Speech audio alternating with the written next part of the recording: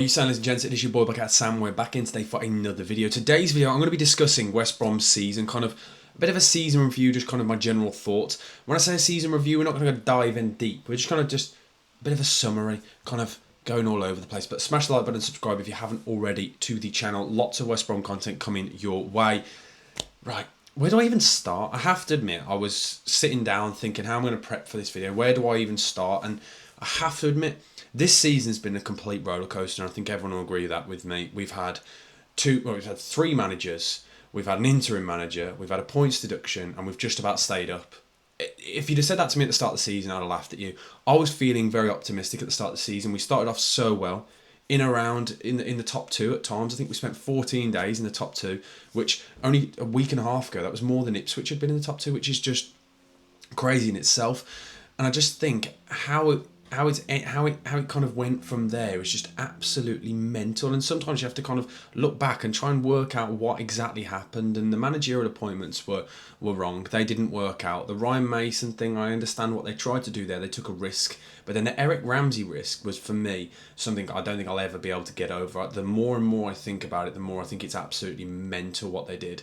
And realistically, it's only that Jimmy Morrison, the miracle that he worked, realistically, that we are still in this division, which we should feel very lucky, because to be honest, I think a lot of it is down to luck. Results went our way towards the end of the season at times. Whenever we seemed to not get the win that we needed or we required, nobody else did. The form dropped off from your likes of Oxford and Leicester themselves, and who'd have thought it? But the Eric Ramsey appointment, for me, just kind of, when you sit back and deep in, when you actually think about what went on, not only just the appointment itself, the way the team went, the formation, the players playing out of position, Isaac Price playing as a wing back at times, there's so much going on. You do think, how on earth did we get to this point?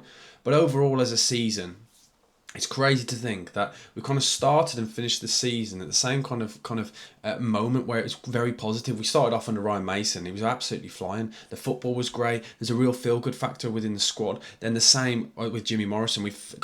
But when I say the end, I mean like the last few weeks and the first few weeks. The majority of this season has been an absolute farce, has been an absolute joke. We finished 21st in the league in the end, which, going into this season, if you'd have told me that, I'd have laughed at you. There was absolutely no chance. I don't think anybody had us down to finishing around there, and we fully deserved it, by the way. But it's crazy to think that what came good for the Albion, what really was the turning point, is when we started playing players in their actual position, which is crazy to think that for so long we were playing so many players out of position, whether it was some of the players who've been great for us later on in the season. Like George Campbell's a prime example, playing at right back for ages, moving to centre back, and he becomes one of our best players, one of our most important, influential players. It's crazy, isn't it, when you think about it, how simple sometimes, and we talk about this all the time, how basic football can be and how simple it should be. You play players in their actual position and you get results. That's kind of really what's happened. But overall, it's worrying. But where we go from there, I hope that we're going to carry on this momentum and form and push for a mid-table finish, and then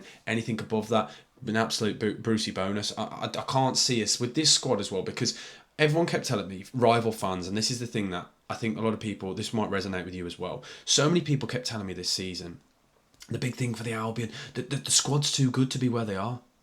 But they are there, that's the thing. And I kept hearing that so many times, talking about individuals being able to win games and things like that. Yes, a lot of our match winners were injured. You look at your likes of your Carlon Grants, your Mikey Johnstons and DK and players like that, who you would think, when you look at the names as the match winners, there were a lot of injuries. I get that. But even still, the whole season's just been absolutely crazy. But I think there's there are some positives that you've got to try and take. I'm always going to be a lot of people tell me all the time, I'm a flippy floppy fan, and I'm always trying to be positive and wishy-washy. I'm always going to try and look for the positives. I always want to be happy when it comes to the Albion, because if you're always moody, if you're always sad, if you're always down and focus on the negatives, flip me, it's never going to be a fun ride, is it? Let's be honest. This, by the way, you can tell this video I've not prepped. I'm just going all over the place, just giving my honest thoughts of the season, kind of doing a lot more insightful content. Let me know what you want to see over the summer, by the way, because I'm now I've just bought a house, so I can do a lot more content all the time now. This set will be being built over time. I've got like West Brom things to go in this kind of gap here as well, so stuff is coming, don't worry. But where do I feel like we're going to go next season? I don't know. I just want to see us, realistically, I think the recruitment is the biggest thing. I think that is the most important thing, because there are going to be so many players leaving the door. At the minute, we've currently, because I don't know, the retain list hasn't come out yet, but we've got a position where we're going to be losing DK, Grant, Wallace and Madger. That's 4 players who, when fit, will play a role in the attack. That's the thing. These are all players who are in and around the first team. These are players that got some serious minutes when they were fit. So I think this is going to be very interesting. And then not only that, George Campbell's been linked with a move away. Mikey Johnston's been linked with a move away. There's a lot of players in this squad, Chris Mepper, Moet, a lot of players that have been linked with moves away and things. So there could be a potential for a huge rebuild. And I know people tell me this all the time, and I'm going to get slander for this when people tell me a rebuild is exactly what we need. That's exactly what needs to happen. A rebuild is so difficult to see. When do you ever see many sides have a complete rebuild and it works like that? When you lose a core group of players, no matter whether you think they're good or not, change like that, in drastic change, is really difficult to then rebuild a squad and find new momentum. We saw that in the summer.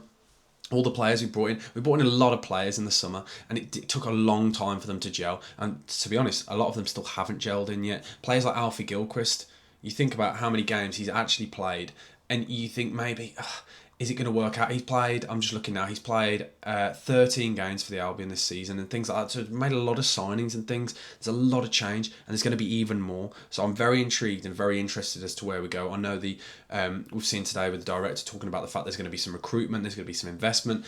I'm very intrigued as to where the money's going to be coming from, and if we're going to be doing it in line with all the rulings and things, which is hopeful. Now we've learnt our lesson. We don't have that, because realistically it could have been a lot worse. Our points deduction, we stayed up with 4 points spare. Don't get me wrong, incredible, but it could have been drastic. It could have been really bad. So we need to just think about that and just be sensible. But overall, I'm feeling. It feels really weird. We finished 21st in the league, but it's finished the season quite positively.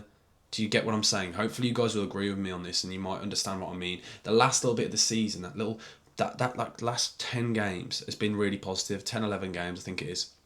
Really, a lot of more positives to take, considering how bad it was. So I'm feeling optimistic for next season. But don't get me wrong, I'm not saying, oh my word, we're going to make the top 2 or anything like that. I just think that we're in a position now where there's going to be a lot of change, and there's going to be a lot of pressure, and there's a lot of risk, and there's a lot of things that could easily go wrong here. So I'm hoping we just kind of do some sensible business and just kind of plod along, take our time. Let's not go crazy or anything like that, and hopefully we can all back at Jimmy Morris. And that's another thing as well. I think it's a real positive that he was given the job. I'm really happy with the fact that he's been given the job. I think he's shown this season we can play multiple different styles. We've seen it with so many different teams. Millwall and Ipswich for me are the prime examples where I've seen really nice style where we've gone at teams, we've kind of pressed from the front, and a lot of the time you'll look and you'll see the kind of percentage of the possession. A lot of the time the opposition might have more, but it's not like we're all sat in. We are pushing up, we're pushing them to make mistakes in their field. So I like that. And then you kind of compare it then to Blackburn.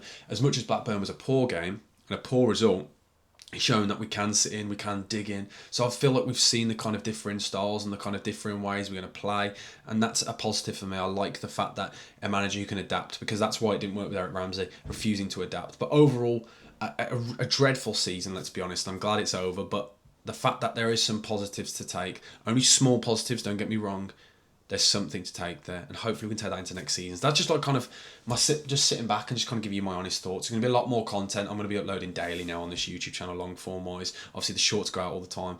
I really appreciate everybody who's been supporting the West Brom page this season on TikTok over there, and everyone who's been watching the West Brom content on here. Hopefully going to be doing a lot more. Just sorted my season ticket out, so it's all very exciting, all very, very exciting and interesting and intriguing. So there's going to be lots of content coming this way on this channel. So let me know your thoughts anyway, and if you haven't already, please do smash the like button, please do subscribe, and have a good rest of your week. Thank you for watching. Look at Sam, over and out. Goodbye.